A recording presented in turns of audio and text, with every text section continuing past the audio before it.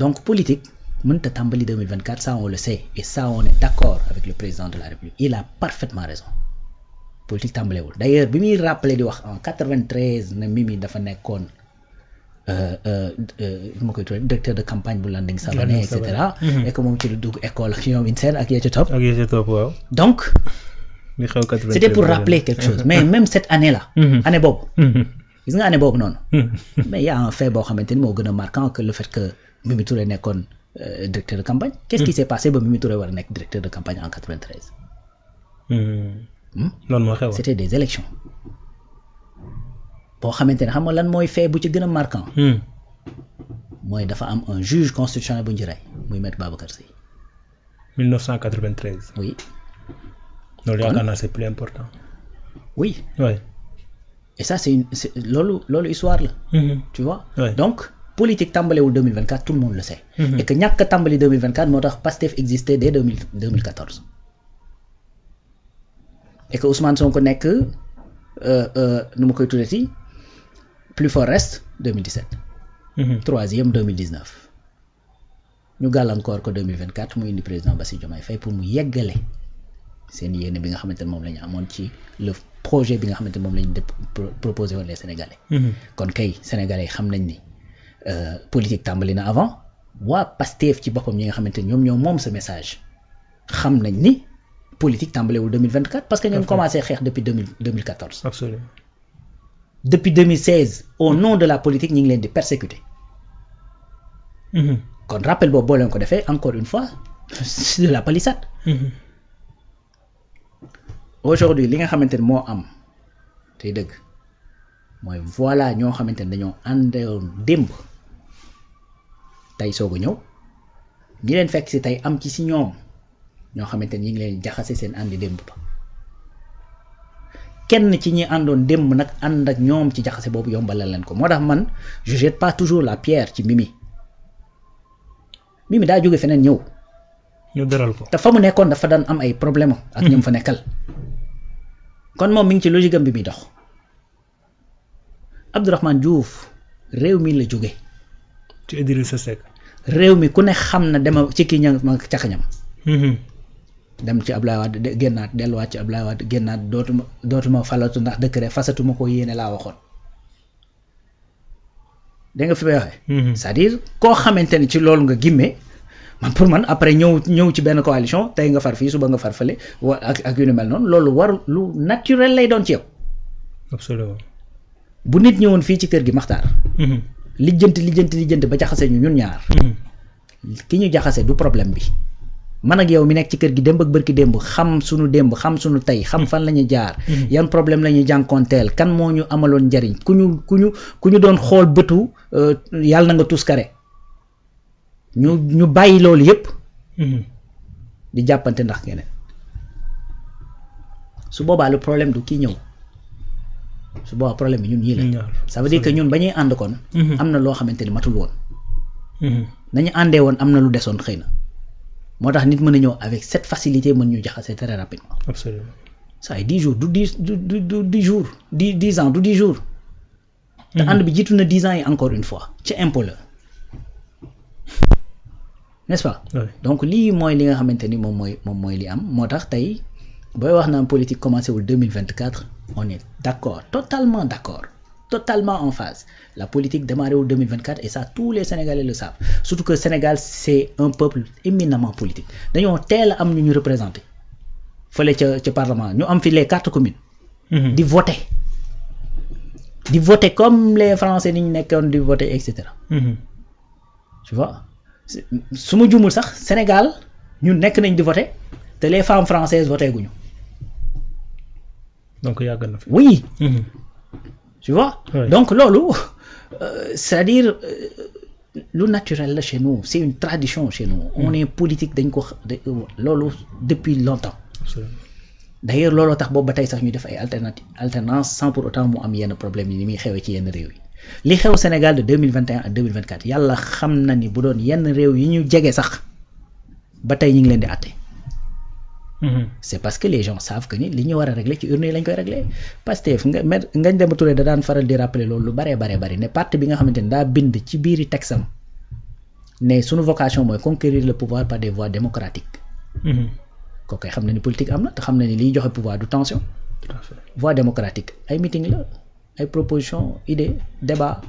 jour élection jot voté ku nekk voté ñu compté ku ci nekk lan la yor ñu ne yaa li ñii ñoo la wóolu loolu la absolument kuy def loolu kay saay xanaa war ngaa mën a comprendre que ni chaque fois ñu rappeler ne Pastef dañ koo dugal ci xeex mais bi muy ñëw force de proposition la woon d'ailleurs di proposer ak di wax yenn yi di conscientiser Sénégalais ci loolu moo tax sax problème bi yëpp am parce que ku aj day bañ ku teen comme ni ko gars yi di waxee kuy dundee nelaw du bëgg ku yeewu donc une partie de révélation oui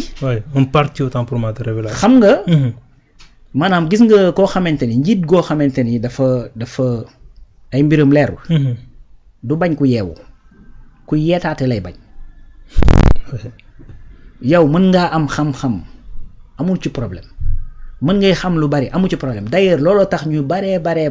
li ñu lay wax mooy woy état secret xam nga donc jël politique également def ko benn affaire boo xamante ni souvent sànq rek maa ngi am ku ma ci dégg muy wax ne non ñu baree comprendre ñu parce que ñu ci bari dañoo comprendre politique mais Ousmane ak Diomaye dañu nekk di politique effectivement donc ñu bari comprendre ñu politique stratégie la daal c'est que gis nga loolu mooy en fait jël affaire bi def ko benn affaire boo xamante ne maanaam il faut nga nekk benn PhD wala benn docteur en quelque chose wala benn agrégé en nangam wala nga def les sciences politiques wala et cetera wala du droit pour mën a comprendre c'est quoi la politique c'est pas du tout le cas je pense pas gis nga tu vas au Brésil le président Lula c'est un ouvrier c'est pas quelqu'un bu dem def ay études poussées en kii déedéet c'est un ouvrier le président Lula bi ñu ko jëlee au pouvoir ñu gagné ko et cetera aujourd'hui ils l'ont remis au pouvoir Donald Trump mi ngay gis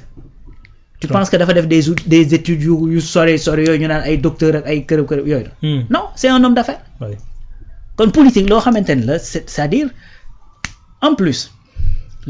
les gens qui faisaient de la politique avant que ay école ak yooyu di exister comment ils faisaient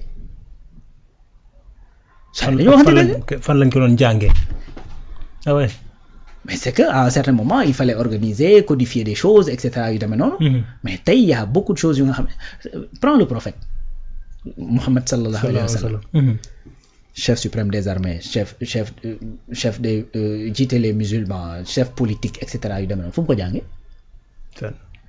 tu me diras que yonent la d'accord mais yenn saa yi sax mu amoon ay séquences yoo xamante ne day fàttaliku ne moom doomu aadama la mooy bu daan wax yenn ci saxaaba yi ne ko ndax say xalaatu bopp la wala yéen yu yàlla digal la n'est-ce pas tout à fait waaw kon dafa am loo xamante ni tey bu fekkee da nga koo bëgg a jël yóbbu ko ci yenn niveau yi et cetera c'est pour juste tromper la masse mais sauf que Sénégal la particularité mooy masse bi ci boppam ñoo politique léegi gis nga Makhtar da ngay dem au fin fond de ce pays da ngay gis kuy lijjanti fan laay def ba am carte moo voté kon gars yi ñi amuñu voilà les gens sont capables de comprendre beaucoup de choses absolument beaucoup de choses donc encore une fois on est d'accord avec le président que ni politique commencé wul 2024 mais je crois que loolu sénégalais yépp ko xamandoo et que la question féetewul foofu encore une fois beneen affaire aussi am naa may xaw a taawi tuuti mooy man réew mi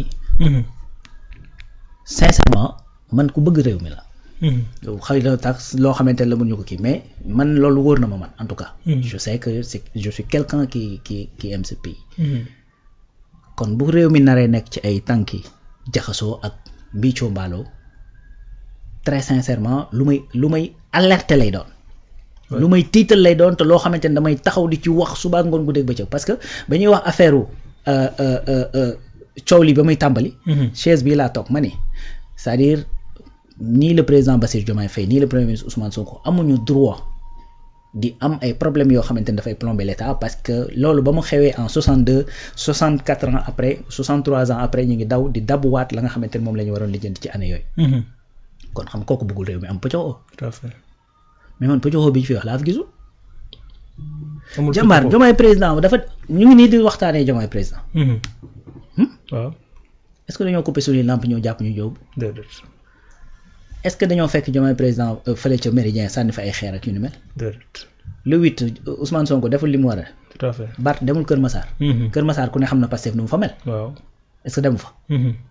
dem na fa. keroog gisuñu El Malick Ndiaye président de l'Assemblée nationale dem ci borom daaru Mame Thierno. noppi Bart dem fa. oui. Assemblée nationale ñi ngi voté ay loi wala. ñu ngi voté waay. ñan ñoo fa ne Pastef kese. déedéet ak opposition ña ngay waxtaan ña ngay sànnante ay xeer ña ngay def politique et cetera bu ñu paree ku ñu nekk dugg sa oto ñibbi sa kër. absolument. sànq jóge wu ñu fële doxantu ñëw ba yegg si fii ci kër. te dara man li ma jaaxal mooy li ñuy wax naan réew mi dafa fracturé wu dañoo nekk ci ay problèmes dañoo nekk ci pëccxoo et cetera. il faut que ñu dalal ko man sincèrement je me pose encore cette question ñàkk dal bi ñuy wax fan la ne. léegi nag moment bi nga xamante ni coow loolu mi ngi jóg. bu fekkee ni mooy li ñu doon wax naan woy bu ngeen jàppee diw réew mi dana yëngu woy bu ngeen jàppee diw réew mi dana yëngu mais koo xamante ni dañ laa tudd ci lu deful mais bu ak noo mënti toll. mais lii danger sax mooy ñu bañ laa tee. parce que su boobaa mooy bonjour l'impunité. tout à fait. mais mooy bonjour l'impunité.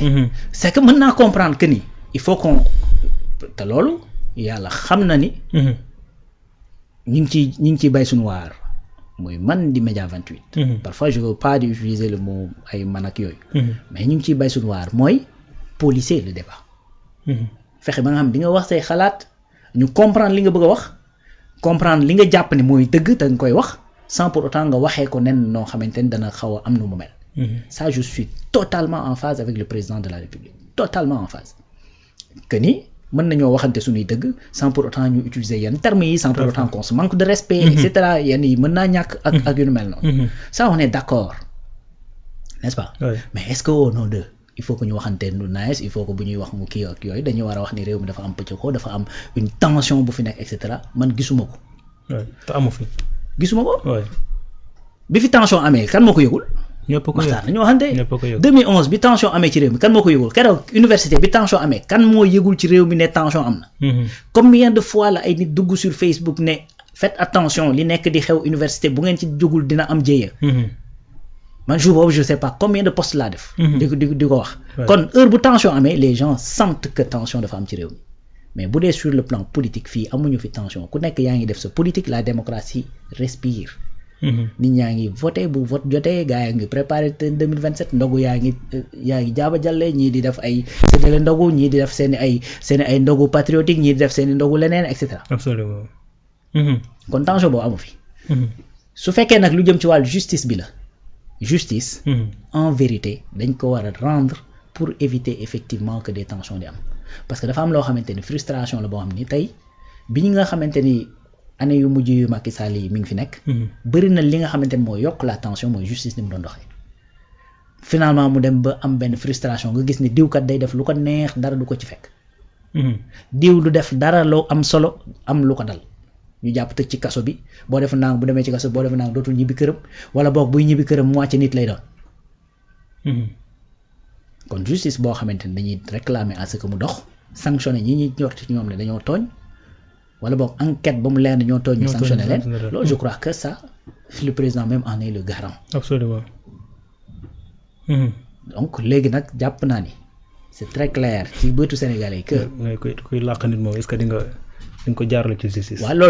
loolooy coow li. waaw loolu problème la mais aujourd'hui moom je crois que même quelque part sànq maa ngi